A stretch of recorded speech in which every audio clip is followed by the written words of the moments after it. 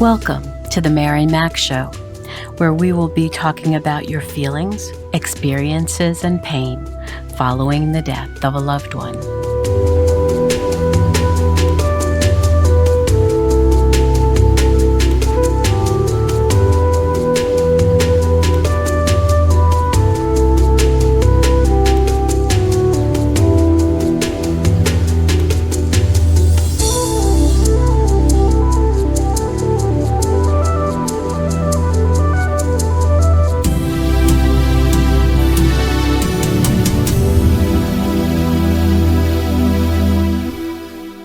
Good morning, good afternoon, good evening. Wherever you find yourself in this entire world, I welcome you. How are you doing today, my friend, my warrior? I certainly hope you are well and safe. Today I'd like to speak with you about preparing yourself for the upcoming holidays after the death of a loved one. Grieving is a difficult time in life.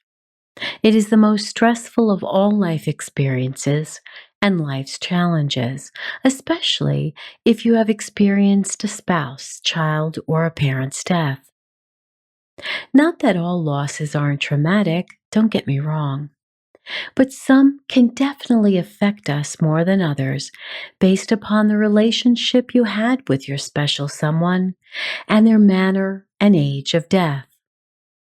So I wanted to talk to you today about how to prepare yourself for these year-end holidays, which can be quite painful, especially if it's the first year you're going through them. In years past, you would go through the motions of baking what you wanted to, and decorating as you wanted to, and pulling down all the boxes of Christmas decorations, and never thinking twice about how you were going to prepare for these days. Since you had done it so methodically each year, you just assumed that you would do it again the same way this year. But this year is completely different. You've experienced the death of a significant person this year, and you're really not sure how you're supposed to go about the days leading up to holidays this year. Nothing seems the same. You don't really want to do much of anything. You have a significant lack of energy, and that's to be expected.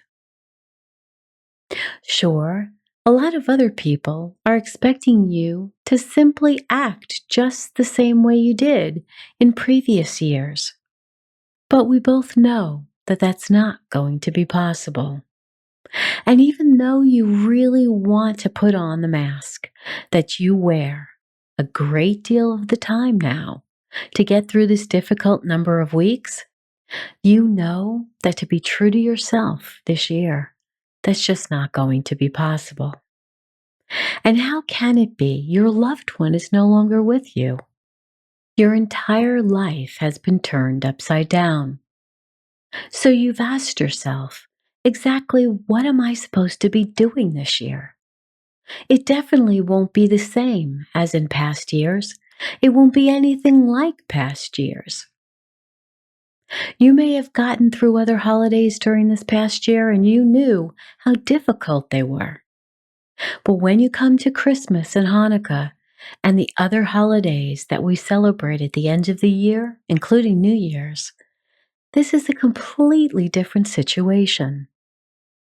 Perhaps some of those were your loved one's favorite holidays, especially if you've buried a child.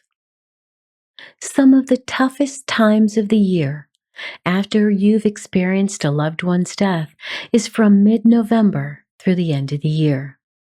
And I remember very clearly that when I was in my deepest grief, I wanted to skip it completely, and I wondered if it wouldn't just be easier.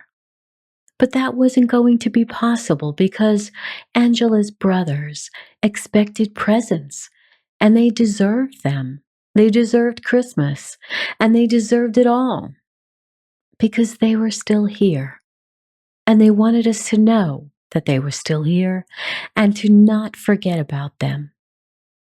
Well, we might want to crawl up in a ball and hide from the world. Unfortunately, that isn't always possible. So, as part of preparing for the season and what it entails, is actually deciding what you want to be involved with and what you don't. It is important to learn what can happen during this time so you are not so shocked. Last year, when you went Christmas shopping for those little dresses for your daughter, you didn't have a problem whatsoever. Actually, it was a lot of fun to purchase those things and to imagine how she would look in them. But now, tragically, she is gone. And when you try to walk in one of those stores during Christmas time, you will be confronted with holiday music and all the decorations, and you just can't handle the sadness that comes over you when you realize there is no one to buy those beautiful dresses for anymore. There is no one to decorate the tree for. There may be no one to put all those beautifully wrapped presents under the tree for, because she won't be there to open them on Christmas morning like she was last year. And if you have other children, it may tug at your heart to have to do that. But it's important that they have love and affection and attention from you, and the presents from you, and the dinner from you, and the tree from you, because they're still with you, and you must remember that. As a family, you can grieve together, visit the cemetery together, put their picture out on the mantle or at dinner together, and remember them during the holidays.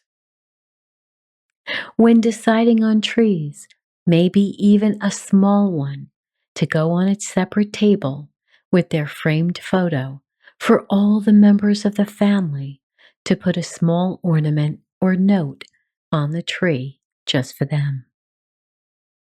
There is no need to act like everything is just fine because we all know that it isn't, and the children know that it isn't.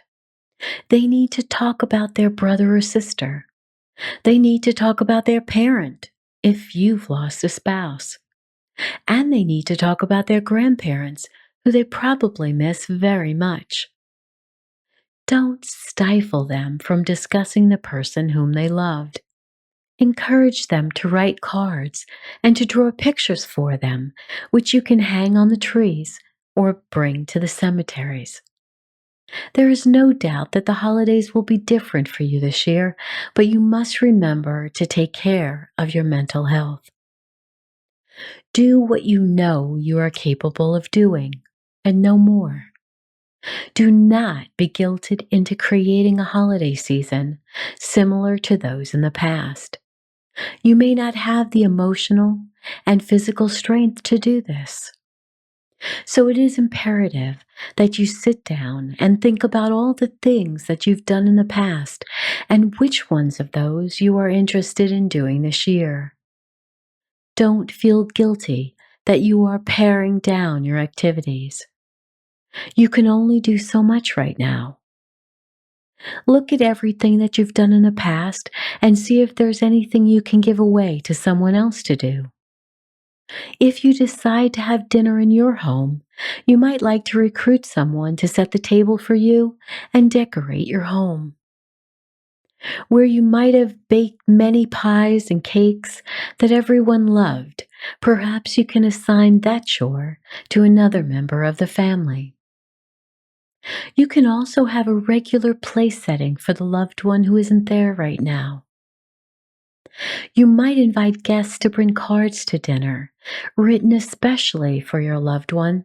Place them near his or her plate, and during or after dinner, it would be nice to read them aloud so everyone can enjoy the stories and love that they shared from your guests. Remember to welcome the young ones to draw pictures because they might not be able to fully express themselves, but they can draw out their feelings. Or you might forego dinner altogether and accept someone else's invitation to join them at their home. Some people will invite you to all the familiar parties, yet others, knowing what you have endured this year, might be cautious to send regular invitations, and so it becomes a walking on eggshells moment. They're really not sure how to handle things, and often it leaves everyone uneasy. If the regular invitation comes, answer it either way. If you'd like to go, do so. If you're not sure, tell the host you would love to attend, but you're afraid you'd wake up that day and not have the strength. So if she's okay with you backing out at the last minute, you'd love to reply yes. Also tell him or her to please not be upset should you arrive and realize the festivities are just too overwhelming for you and you might need to leave early. You're just trying to protect your soft heart right now, and you hope the host will understand. For those of the Jewish faith, lighting the candles in the menorah on the first night of Hanukkah and all the evenings during Hanukkah is a tradition that many enjoy. But there's no doubt that it could bring back a whole host of wonderful memories that unfortunately bring you some sadness because the person you loved is not there to light the candles with you and enjoy the traditional meal either. For those in the Christian faith, gathering together on Christmas Eve and Christmas Day and sharing presents under the decorated tree and wonderful meals and desserts brings back lovely memories with those in our family who we celebrated with over the years. And when someone is missing, the first years without them at holiday time just seem to be so overwhelming. And yes, you will feel so sad. And depending on how they died, you may still feel extremely angry. And you may still be in shock and can't believe that this is even happening to you. You just want to wake up from this nightmare. There will be times during this festive season that you shake your head and wonder how you got in this position. Only a short time ago, they were there, right there, sitting next to you at dinner each night. They were visiting you and you were enjoying the time together. They were such a big part of your life, and now they're gone. All those feelings are natural and normal. And as we move into the holidays at the end of this year, and no matter how much we wish these holidays would never come by, we will get through these times. It doesn't mean that it will all be pretty. Sometimes it will be downright ugly. Sometimes nothing seems to be flowing properly as in years past, and you just want to scream. And I want you to know that that's to be expected. You are different now. Your world is different now.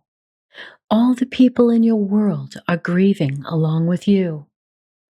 And everyone is grieving differently, and you are grieving in your own timeline, and they're grieving in theirs. And sometimes that doesn't merge well. So forgive those around you who aren't further along in their grief as you might be, or those who expect you to be further along in your grief at the same pace that they are. Life has dealt all of you a great blow. Try to be extra kind to each other at this time of year. Do your best to communicate with each other as to what your needs are. and ask them for what their needs might be and try to come to a compromise. Some may want all the decorations as in the past. Some may want a pared down version of what you used to do. Some may want to go to church or synagogue or other religious services in your faith. Some may forego all types of religious activities because they're still angry at God, and that's perfectly okay. It takes a long time to settle the relationship you have with God after someone you love has died. So please don't badger other people on this issue. They need time to think through the process and realize how they feel about the relationship they have with Him and what He did or didn't do regarding the death of your loved one.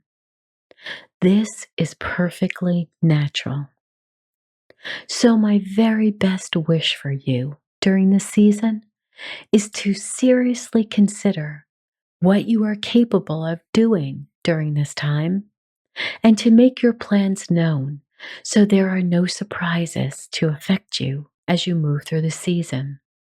Not everyone will be pleased with what you've decided, but that's okay. All you need state is that this is what you're capable of right now. Maybe next year you can include more activities, more baking, more dinners, more parties. But for right now, this is where you are.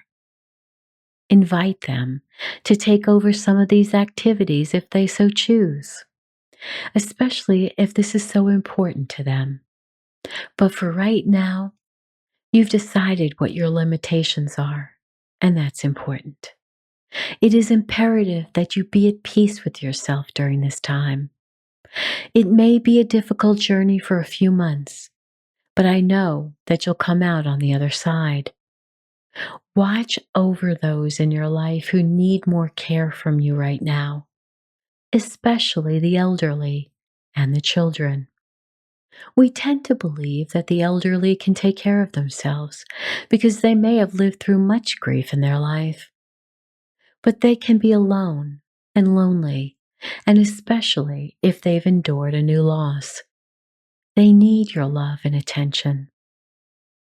And children, we think are so resilient, especially teens.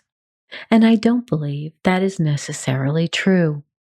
They also need your love and attention, and to be reassured that what they are feeling is natural and normal. Many young people have friends who pull away, and it's painful for them. Be there for them. So take the time to love those you love. They need you, and you need them. I wish you a safe, calm, and peaceful holiday season.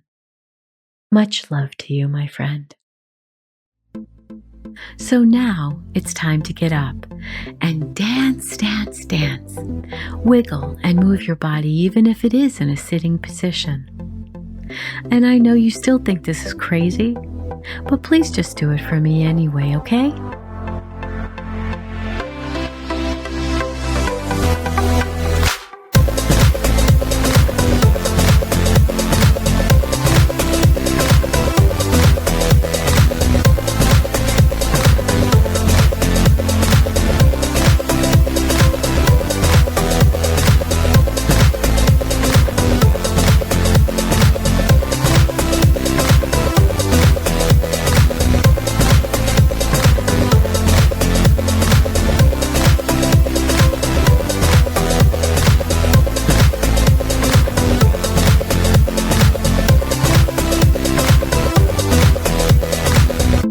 Thank you for listening in today.